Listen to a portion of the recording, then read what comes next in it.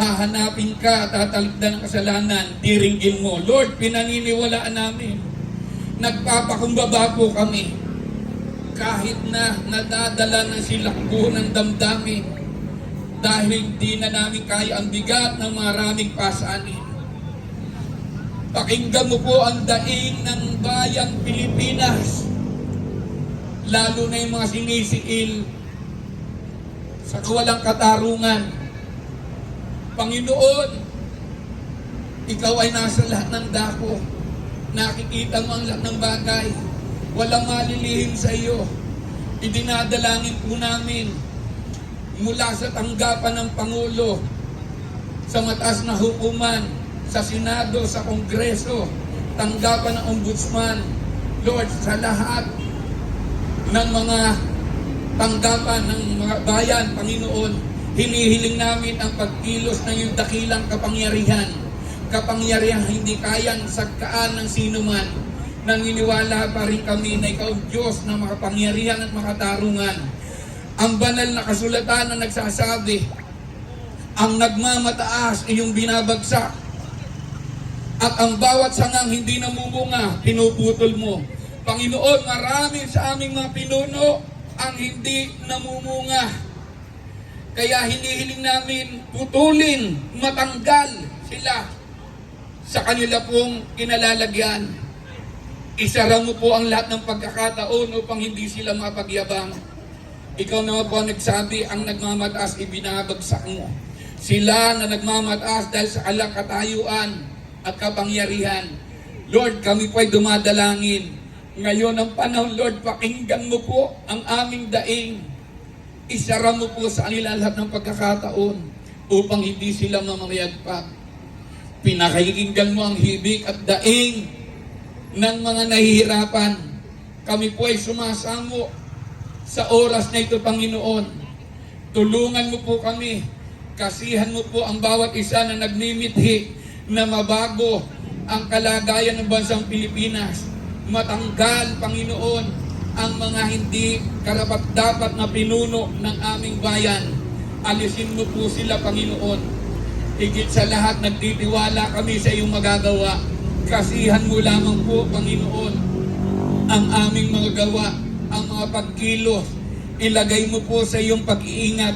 Ingatan mo po ang bawat isa na nakikipaglaban sa katotohanan. Ingatan mo po ang kalang sambahayan. Ingatan mo ang kalang pamilya dahil wala naman po silang iniisip na anong paman. Bukas, Panginoon, at sa darating pa na pagpapahayag ng pagprotesta, Panginoon. Ingatan mo po sila at ilagay mo sa iyong malabay na pakpak. Tatayuan po namin ang sinasabi ng banal na kasulatan. Kung ikaw ay Diyos na panig sa amin, walang pwedeng makalaban. Idinideklara ko rin, Panginoon, ang sinasabi ng salita sa Aklat ng mga Awit, chapter 9, verse 9. Ikaw ang tagapagtanggol ng mga api-apihan at kutang matibay sa panahon ng kaguluhan. Lubos ang tiwala ng kumikilala sa iyong pangalan, sapagkat wala pang lumapit sa iyo na iyong pinabayaan. Lord, lubos ang tiwala namin sa iyo. Kaya nga sa bawat isa, Panginoon, na narito ngayon sa mga organizer, Lord, samahan mo po sila. Ikaw ang kutang matibay na mag-iingat sa kanila. Papagtagumpayin mo po sila.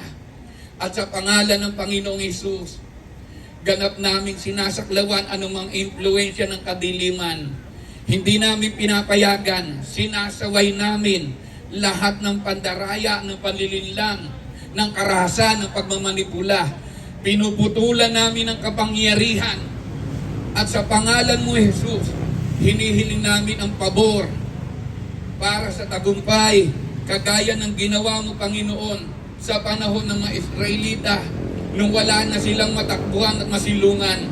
Yung dagat hinawi mo, Panginoon.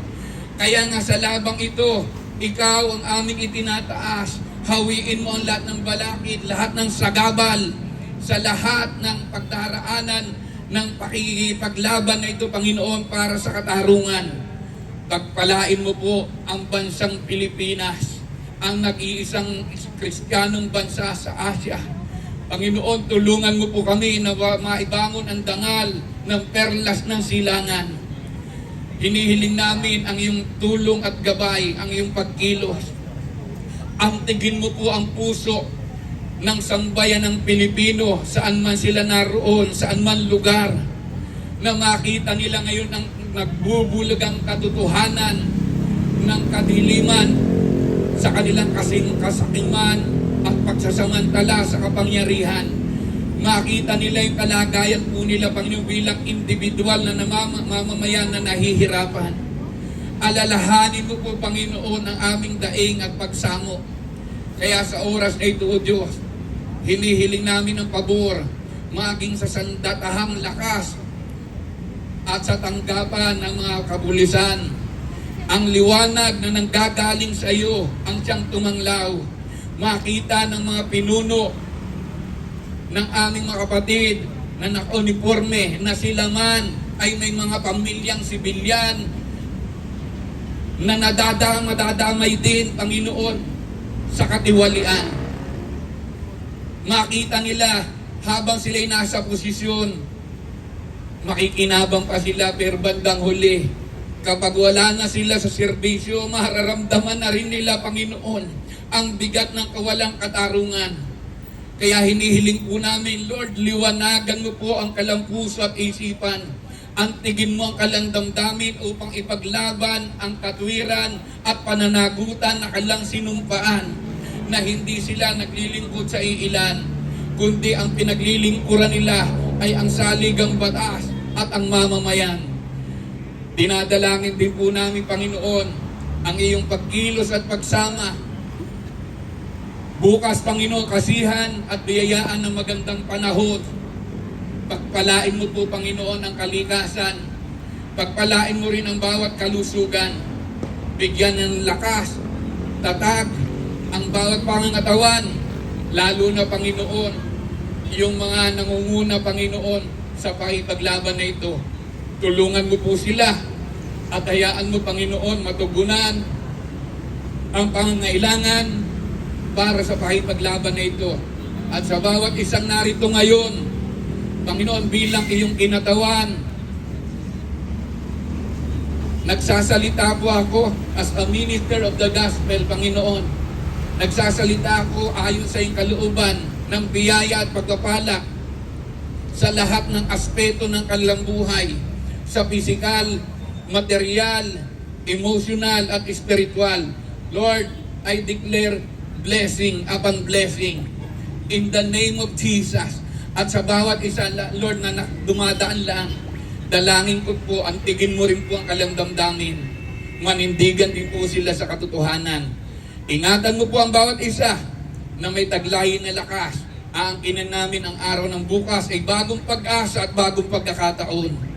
Nagtitiwala kami sa tagumpay na ibibigay. Panghahawakan namin na may pananampalataya. Hindi kami tumatanggap ng anumang kabiguan. Dahil sa iyo, Panginoon, walang kabiguan. Sinasabi na yung salita sa Romans 10:11, hindi mo binibigo ang nananalig sa iyo. Inaangkin namin ito na may pananampalataya sa ngalan ni Jesus. Lahat po ay magsabi ng Amen. God bless po at pagpalain po kayo ng Diyos.